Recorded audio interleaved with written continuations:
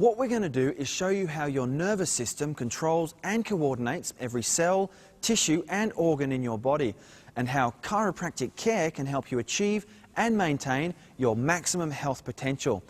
If you think of the brain as a central computer that controls and coordinates all the functions of your body, then the nervous system is like a communication network that relays messages back and forth from the brain to different parts of the body via the spinal cord.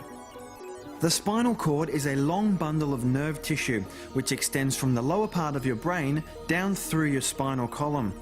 Along the way, smaller braids branch off from the cord and pass out from the spine between each of the movable vertebrae.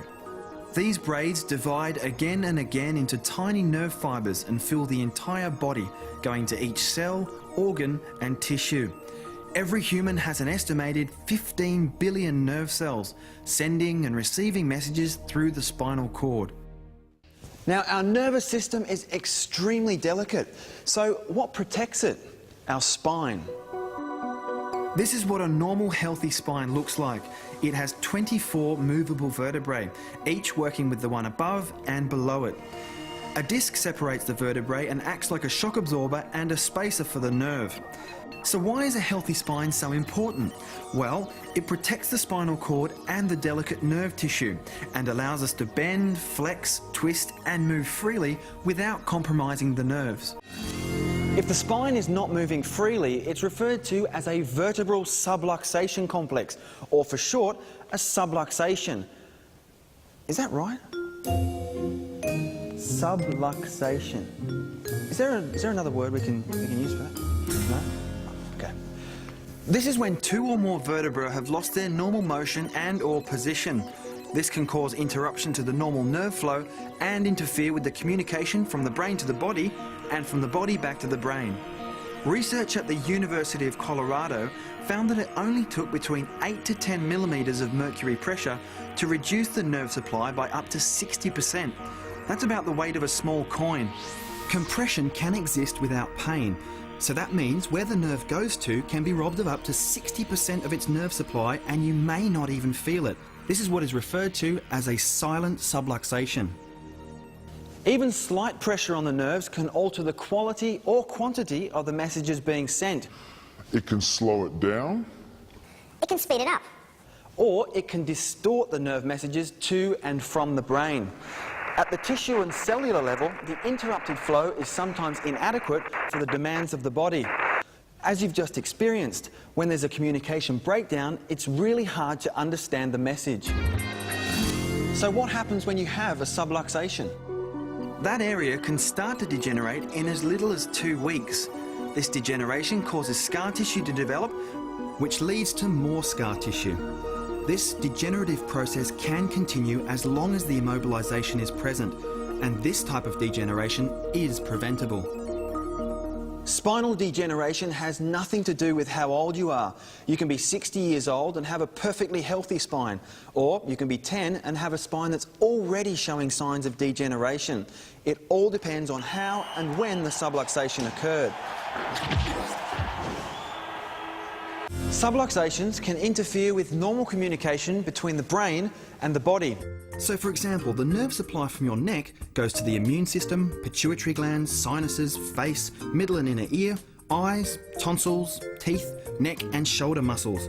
The nerves from your thoracic spine go to your arms, hands and fingers, heart, lungs, gallbladder, liver, stomach, pancreas, spleen, kidneys, small intestine and lymph glands. From your lower back, large intestine, appendix, abdomen, sex organs, uterus, bladder, knees, prostate, lower back and leg muscles, and that's just naming a few. Okay, so now you know where they go. What does that mean? Well, that's a good question. If the nerve supply to anywhere in the body is disturbed, it can eventually lead to a symptom. Symptoms are the only way for your body to let you know that something's wrong.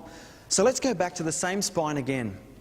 If you have nerve interference in the cervical spine, it can lead to headaches, migraines, lowered immune system, sinus troubles, hay fever, abnormal sleep patterns, eczema, hearing loss, tonsillitis, chronic cough, croup, pins and needles into the arms and hands. In the thoracic spine, asthma, functional heart problems, bronchitis, influenza, gallbladder troubles, liver conditions, blood pressure problems, indigestion, heartburn, gastritis, lowered immunity, allergies, kidney troubles, chronic tiredness.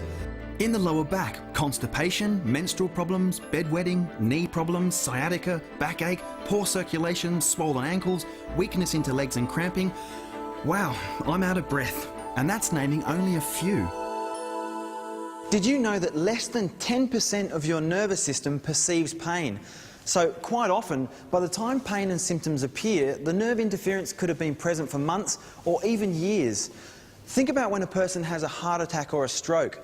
They don't actually feel the arteries blocking up and usually don't know anything's wrong until it's too late.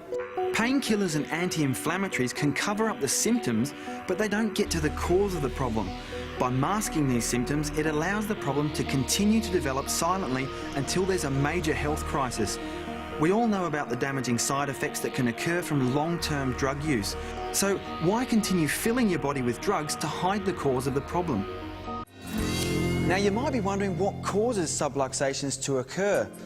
Gardening, sports, computer work, pregnancy, improper lifting, arguments, food additives, chemicals, birth, poor posture, to name but a few. There can also be mental causes, such as stress. The average 5-year-old has had approximately 2,000 falls, of which 200 are considered serious. But usually an isolated event alone is not to blame. It's an accumulation of many of life's little incidents and accidents.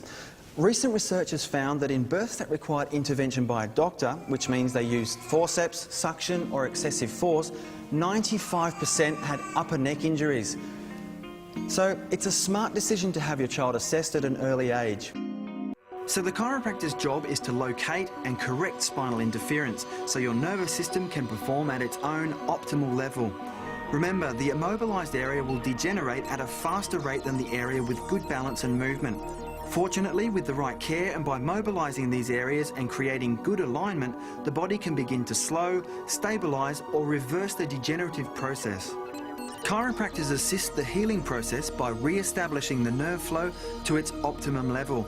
This allows the proper communication between the brain and the body. Chiropractors don't treat the symptoms. Rather, they remove the nerve interference, which allows the body to do what it does best, heal itself. When you get a cut or a broken bone, who heals it? Your body does. So, sit back, relax, and your chiropractor will be with you shortly.